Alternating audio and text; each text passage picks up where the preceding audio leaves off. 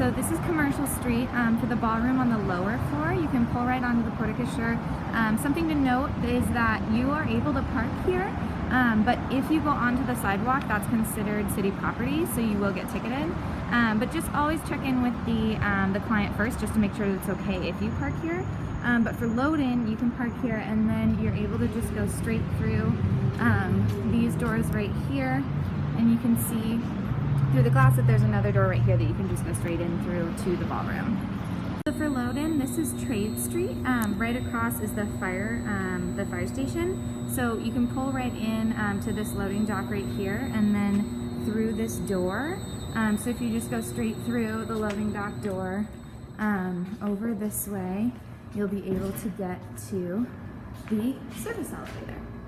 So here's where you exit the service elevator.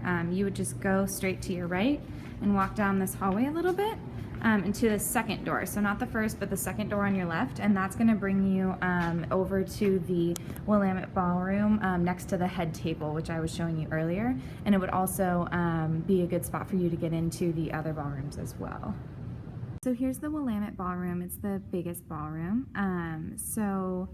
It would be great for us to bring extension cords just in case, because again, with this setup, it's all really going to depend on the client and the coordinator. So making sure that we're going over that with them in the timeline.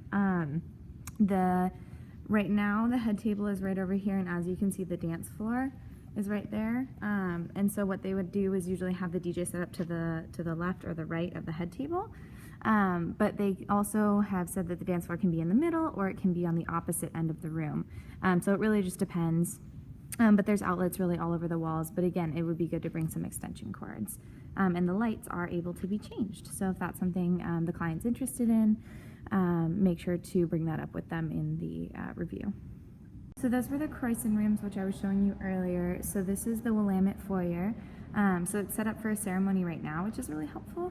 And so they have had DJs set up here, or if you go down into this little nook past this cement, there's outlets right there in the corner. You can see you can set up right there and then have the bride and groom and the actual ceremony right there on the stage.